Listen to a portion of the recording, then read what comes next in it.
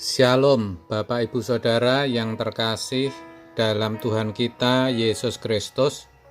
Seri pengajaran hari ini berjudul Yang Kelihatan Itu Sementara.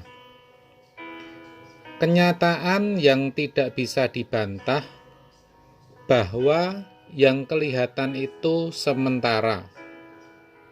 Yang kelihatan tentu berkaitan dengan segala sesuatu yang kasat mata atau bisa dilihat, atau hal-hal lahiriah, atau segala sesuatu yang duniawi.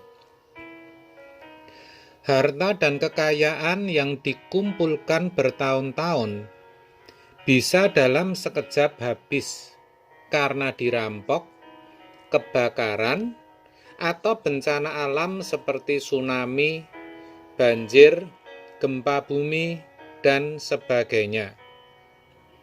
Pangkat atau jabatan pada suatu masa akan juga berakhir. Ada masa pensiun, di mana seorang presiden pun akan menjadi masyarakat biasa. Kecantikan, ketampanan, tubuh yang indah atau kekar, seiring bertambahnya usia juga akan pudar. Orang-orang yang kita kasihi pada akhirnya satu persatu juga akan meninggalkan kita.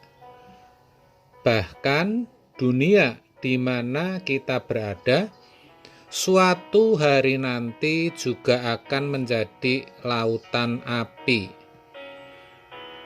Hal itu dikatakan dalam 2 Petrus 3 ayat 10.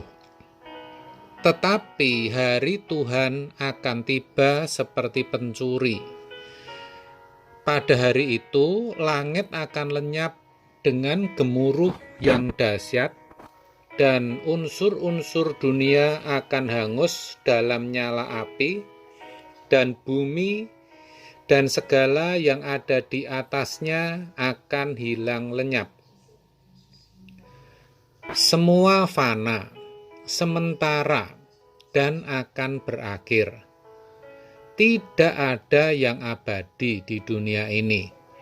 Itulah sebabnya Paulus mengingatkan dalam 2 Korintus 4 ayat 18. Demikian dikatakan, sebab kami tidak memperhatikan yang kelihatan, melainkan yang tak kelihatan. Karena yang kelihatan adalah sementara, sedangkan yang tak kelihatan adalah kekal. Itu artinya fokus hidup kita jangan kepada yang nampak, jangan memperhatikan yang kelihatan.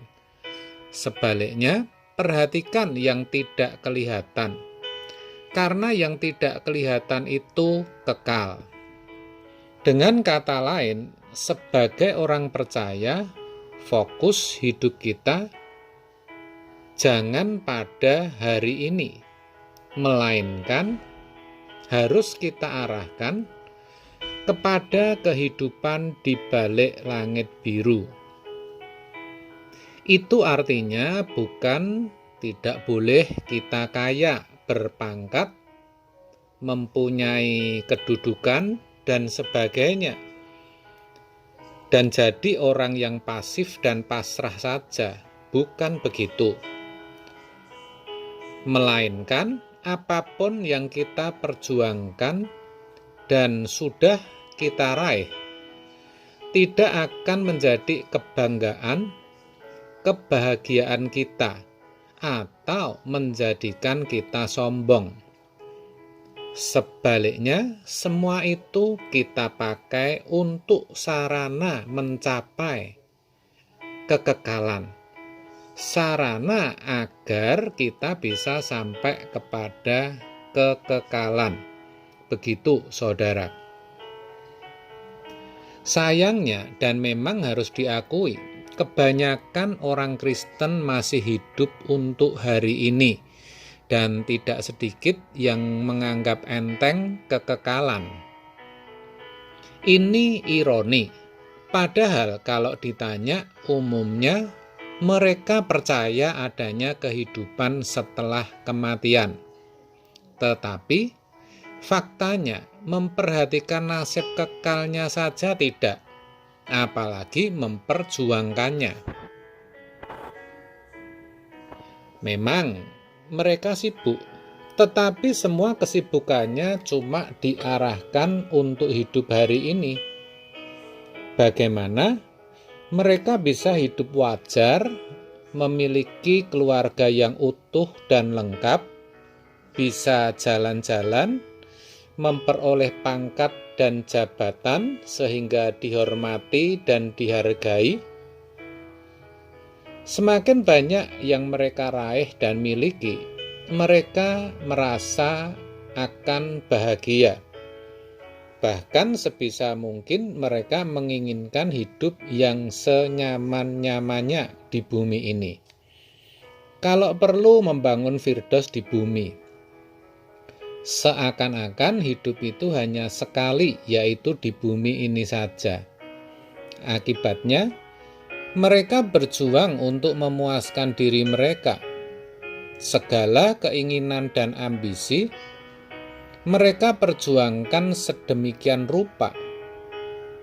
Dan untuk itu banyak yang sampai mengorbankan kesehatan, keluarga, dan hubungannya dengan Tuhan. Mereka lupa bahwa semua itu hanya sementara. Yang lebih ironi lagi, ada beberapa orang yang setelah mencapai apa yang diperjuangkan, sudah kaya, punya pangkat, jabatan, dan kedudukan, bahkan apapun yang dimau bisa dialami. Tetapi akhirnya harus ada di ICU dengan ventilator yang terpasang di hidungnya. Ada juga yang mengalami stroke, dan tidak sedikit yang keluarganya berantakan.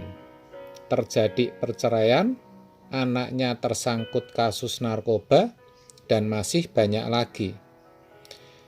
Namun demikian bukan berarti mereka yang tidak punya apa-apa atau ekstrimnya miskin pasti memperhatikan yang kekal. Belum tentu demikian juga, saudara. Tragis, saudara, hidup ini tragis. Dan yang lebih tragis lagi, orang yang tidak pernah mempersoalkan kekekalan dalam hidupnya pasti tidak mengenal Allahnya dengan benar. Kalaupun mereka Kristen, itu pun hanya sekedar beragama, tetapi sebenarnya tidak atau belum bertuhan. Orang seperti ini tentu kelak tidak akan dikenal oleh Tuhan. Maka tidak heran kalau Yesus sendiri yang berkata bahwa pada hari-hari terakhir akan banyak orang berseru, "Tuhan, Tuhan." Tetapi Tuhan tidak mengenal mereka. Bahkan dikatakan meskipun semasa hidupnya sepertinya mengenal Tuhan, karena bisa tumpang tangan orang sakit sembuh, usir setan, dan bernubuat dalam nama Yesus, serta melakukan tanda-tanda heran lainnya. Matius 7 ayat 21-23. Saya percaya kita semua tidak menginginkan hal itu terjadi dalam diri kita. Kita tentu tidak mau tidak dikenal oleh Tuhan. Oleh sebab itu, kalau kita masih diberi kesempatan menapaki tahun ini, kita harus sadar, jangan lagi memperhatikan hal-hal yang kelihatan. Karena semua itu akan lenyap, akan berakhir. Tetapi mari saya ajak kita mengubah arah hidup kita. Kita arahkan semua yang ada pada kita hanya pada LB3, langit yang baru dan bumi yang baru. Karena di sanalah tempat kita sesungguhnya. Amin. Tuhan memberkati.